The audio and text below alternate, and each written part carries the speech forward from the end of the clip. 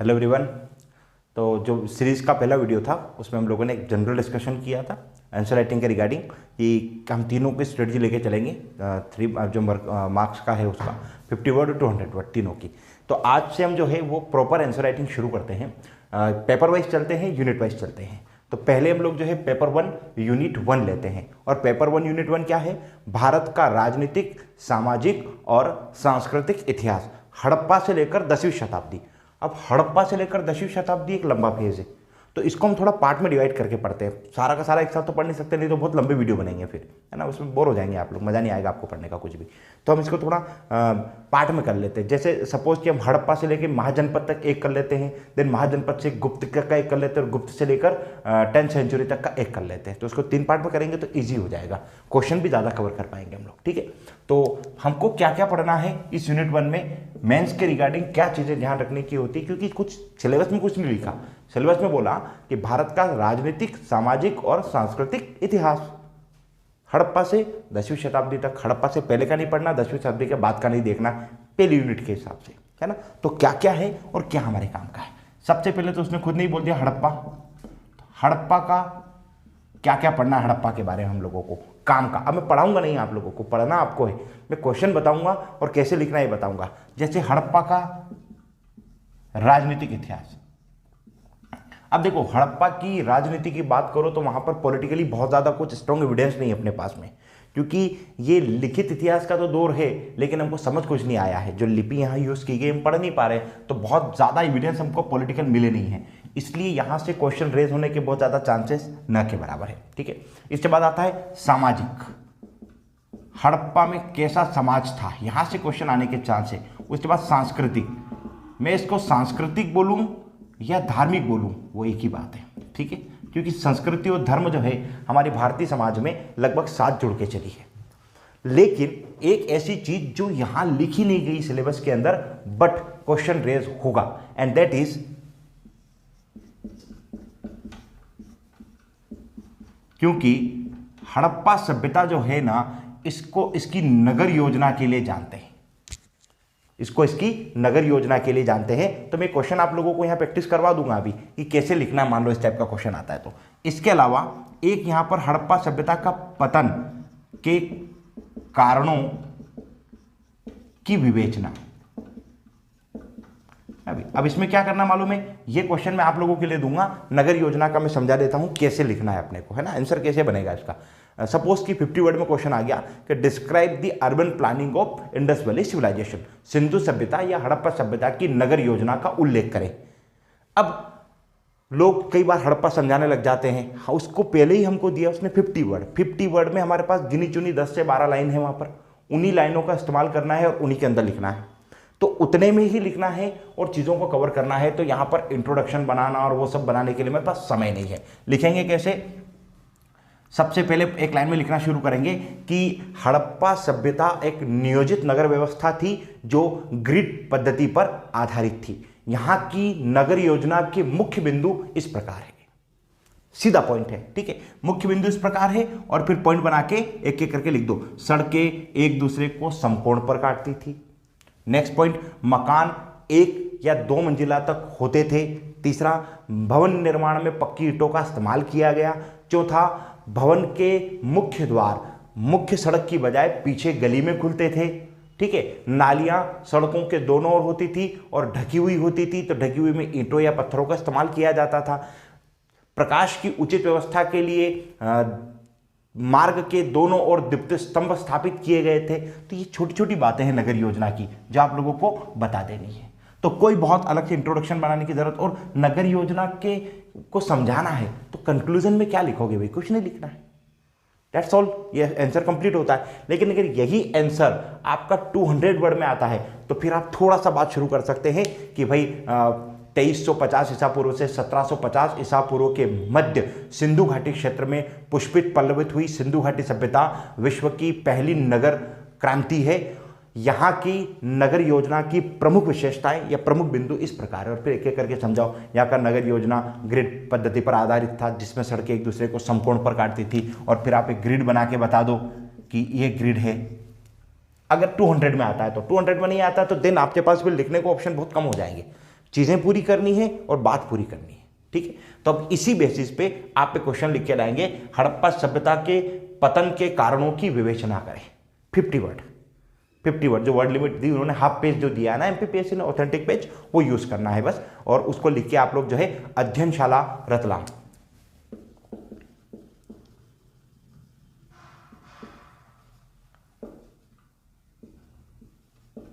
इस नाम के टेलीग्राम चैनल पे आप भेजना चाहो तो भेज सकते हो, आपकी इच्छा नहीं तो आप अपने टीचर को भी चेक करवाना चाहो जो आपको पढ़ाते हैं तो उनसे भी करवा सकते हैं। बट ये पे ध्यान रखना, क्योंकि इन दो से सबसे ज़्यादा चांस है हड़प्पा सभ्यता में क्वेश्चन पूछे जाने के, और आप प्रीवियस ईयर के पेपर उठाना, प्रश्न पत्र उठाना, आपको यहाँ से क्वेश्चन मिल जाएगी।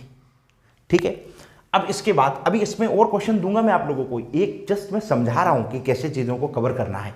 ये तो तरीका बताया मैंने कवर करने का, और फिर कैसे लिखना ये भी तरीका साथ में बता रहा हूँ। इसके बाद अपन कुछ क्वेश्चन और लेंगे, उनको प्रैक्टिस करेंगे। ठीक है, प्रैक्टिस करेंगे, फिर मैं कुछ क्वेश्चन आप लोगों को दूंगा जो आप प्रैक्टिस कीजिएगा। ये तो हो गया आपका हड़प्पा का यूनिट 1 का पहला टॉपिक, हड़प्पा। दूसरा आता है इसके बाद वैदिक काल।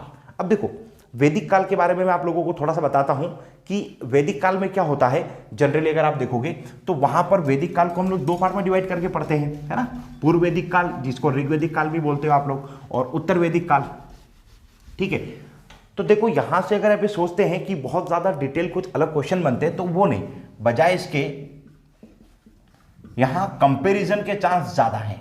वैदिक काल पहला भाग ऋग्वैदिक काल है और दूसरा उत्तर वैदिक काल है।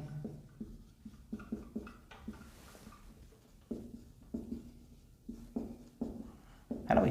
अब ऋग्वैदिक काल और उत्तर वैदिक काल में वही राजनीतिक विशेषता यहां की और यहां की दोनों में अंतर है। ठीक है, सामाजिक विशेषता यहां की और यहां की दोनों में अंतर है। ठीक है, सांस्कृतिक विशेषता यहां की और यहां की में अंतर है, क्योंकि अर्थव्यवस्था में बदलाव था। ऋग्वैदिक कालीन अर्थव्यवस्था आपको ही मालूम है बहुत बेसिक थी, कृषि आधारित थी, कबीलाई जीवन होता था उसकी वजह से, और उत्तर वैदिक काल जो था उसमें जो है वो व्यवस्था थोड़ी परिवर्तित थी। मैं थोड़ा कनेक्ट करके बता देता हूँ चीज़ों को, क्योंकि अगर पेपर बनाने वाला व्यक्ति बहुत अच्छा क्वेश्चन बनाएगा तो यहाँ पर तुलना करवा सकता है या तुलना के कारणों की विवेचना करवा सकता है। फॉर एन एग्जाम्पल, ये जो चेंज हुआ, हम लोग एक फेज मानते हैं 1000 ईसा पूर्व का, जहां लोहे की खोज होती है। उस घटनाक्रम के बाद के पीरियड को उत्तर वैदिक बोलते हैं, उसके पहले को ऋग्वैदिक बोलते हैं ना। तो क्या अंतर है? सबसे मेन अंतर आया अर्थव्यवस्था में। आप भी समझते हैं बात को, ठीक है, क्योंकि ये अर्थव्यवस्था जो थी वो पशुपालन आधारित थी और इनके पास कृषि के लिए उन्नत उपकरण नहीं थे। तो कृषि जो थी वो एक प्रकार की स्थानांतरित कृषि या बोलते जीवन निर्वाह कृषि थी। जैसे आज जो करते ना चिमाता कृषि, झूम कृषि, लगभग उस टाइप की कुछ मान के चलना। तो ये क्या करती थी कि पशु, मेन इनका पशुपालन था। दूसरी गौण आर्थिक गतिविधि कृषि थी, उसमें उन्नत, इनके पास औजार नहीं थे तो उत्पादन ज़्यादा कर नहीं पाते थे। जैसे कृषि जगह की उर्वरता खत्म हुई, ये किसी और जगह शिफ्ट हो जाते थे। तो इसकी वजह से इनका सामाजिक जीवन जो था वो कबीलाई था, खानाबदोश जीवन। आज यहाँ पर कुछ समय बाद कहीं और पर। अब आप सोचो, अगर खानाबदोश या कबीलाई जीवन है तो स्थायी राज्य की स्थापना संभव नहीं है और ना ही स्थायी अर्थव्यवस्था का निर्माण संभव है। धर्म भी इसी वजह से इनका जो था वो प्राकृतिक शक्तियों पर ज्यादा आधारित था और इसमें प्राकृतिक शक्तियों का मानकीकरण करके पूजा की गई। भगवान को इंसान मान के पूज रहे हैं, ठीक है, भगवान को पशु मान के पूज रहे हैं, भगवान को पेड़ में पूज रहे हैं। इनने ज्यादातर प्राकृतिक शक्तियों को ध्यान दिया, अग्नि, वायु, वर्षा, इनने उनको। और दूसरा, क्योंकि कबीलाई लोग योद्धा थे तो इंद्र का ज्यादा स्मरण इनमें किया जाता था, है ना, यहाँ पर भी। तो वो एक बेसिक चीज है जो आपको समझनी। ये कंपैरिजन अगर आपको समझ में आता है ना, तो उत्तर वैदिक काल में कुछ है नहीं, सॉरी मतलब पूर्व वैदिक काल में कुछ नहीं है, बेसिक क्वेश्चन है और यहाँ से जनरली ज्यादा क्वेश्चन बने नहीं है। वैदिक काल से जो सबसे ज्यादा मेन चांस है क्वेश्चन का, क्योंकि वैदिक काल की मुख्य विशेषता है साहित्यों का निर्माण, साहित्यों का सृजन।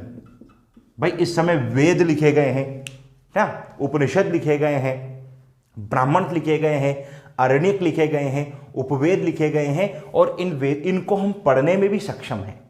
इसलिए यहां से ज्यादातर क्वेश्चन जो है वो वेदों का वर्णन आ सकता है या वैदिक कालीन साहित्यों का वर्णन आ सकता है। यहाँ एक क्वेश्चन का चांस ज्यादातर यहां से रहता है। ये एक सिनेरियो है अगर आपको वैदिक काल मेंस के हिसाब से तैयार करना है तो। और 3 मार्कर में जो आप सोचते हो ना कि क्या क्वेश्चन आते हैं, 3 मार्कर में जस्ट वही फैक्ट पूछे जाते हैं जो प्री में आ सकते हैं।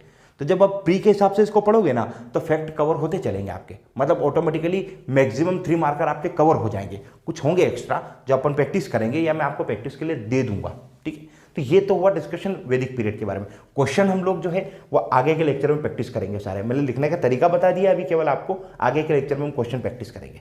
अब आता है महाजनपद। थोड़ा सा महाजनपद को भी समझिएगा, बहुत इंपॉर्टेंट है। देखो महाजनपद काल में हम लोग पहली बार क्या देख रहे हैं, प्रारंभिक तौर पर राज्य निर्माण हो रहा है। कैसे राज्य निर्माण हो रहा है, जो शुरू में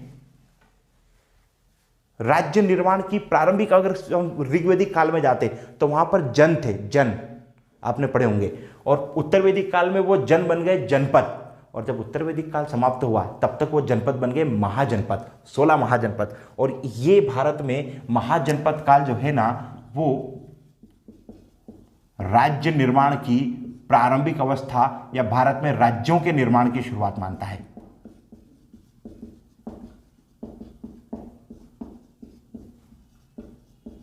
अब अगर इस समय भारत में राज्य निर्माण की शुरुआत हुई ना तो सबसे मेन राज्य था मगध। तो यहां से 2 क्वेश्चन बन जाते हैं, ठीक है, बेसिक क्वेश्चन। एक तो मगध के उदय के कारण, भाई क्या कारण था कि मगध का उदय हुआ, वाई, सबसे शक्तिशाली साम्राज्य, सबसे शक्तिशाली महाजनपद मगध ही था, तो मगध के उदय के कारण पूछे जा सकते हैं, या राज्यों के निर्माण के क्या परिणाम हुए, ये जो राज्य बनना शुरू हुए, जन से जनपद, जनपद से महाजनपद, तो उसके क्या परिणाम हुए, उसके हमारे इतिहास में क्या कंसिक्वेंसेस हुए, अगर ये चाहे तो वो पूछ सकता है। तो यहां से 2 क्वेश्चन बनते हैं, मगध के उदय का कारण और राज्यों के निर्माण का परिणाम। अब परिणाम कैसा, वही सामाजिक, क्योंकि भाई राज्य बन गया है तो सामाजिक जीवन में बदलाव आएगा, ठीक है, सेम सांस्कृतिक जीवन में बदलाव आएगा, और अगर इस सब में बदलाव आता है तो मेन तो ये तो राजनीतिक जीवन में तो स्वयं बताने की आवश्यकता नहीं, क्योंकि ये तो वैसे ही पॉलिटिकल चेंजेस ही हैं। राज्य निर्माण क्या है, तो स्वतः ही राज्यों के निर्माण का परिणाम राजनीतिक, सामाजिक, सांस्कृतिक और आर्थिक 4 खंडों में बांट के बता सकते हो। 2 भी बताओगे ना तो 200 वर्ड का आंसर आपका बन जाता इजीली। तो थोड़ा सा इसको बोलते फ्रेमिंग, ये मैं आपको इसलिए बता रहा हूं, वाई वी आर डिस्कसिंग, हम इसको क्यों डिस्कस कर रहे हैं, ताकि आपका आंसर का टॉपिक फ्रेम्ड हो। क्वेश्चन जो पूछना है ना पूछ ले, अगर आपका टॉपिक फ्रेम है ना तो क्वेश्चन पूछने के बाद क्वेश्चन बनाना इजी हो जाता है। बट अगर टॉपिक फ्रेम नहीं किया हुआ है तो फिर वो हो जाता बिखरा हुआ, फिर आप पता है क्या लिखोगे, राज्य निर्माण के परिणाम वहां बैठ के सोचोगे एग्जाम में, और जब सोचोगे ना तो कुछ तो छूटेगा, उसका चांस ज़्यादा है। लेकिन अगर आपने पहले से फ्रेम बना के रखा है कि वो पूछेगा ना पूछे, लेकिन मुझे मालूम होना चाहिए कि मेरे को पॉलिटिकल क्या इफेक्ट्स हुए, सोशल क्या इफेक्ट्स हुए, कल्चरल क्या इफेक्ट हुए और इकोनॉमिक क्या इफेक्ट्स हुए, अगर ये पता है ना तो आप इजीली मेंशन करके आ जाओगे, क्योंकि आपका टॉपिक फ्रेम किया हुआ था, ठीक है। तो ये जो आज का हमारा डिस्कशन है महाजनपद तक का, अगले में आगे का करेंगे और फिर बाद में क्वेश्चन की प्रैक्टिस साथ में करेंगे।